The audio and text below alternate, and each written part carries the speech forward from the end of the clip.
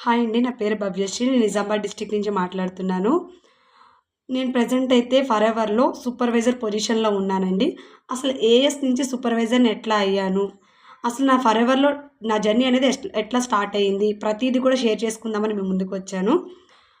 So, నేను ఒక house వైఫ్‌నండి. నాకు ఇద్దరు పిల్లలున్నారు.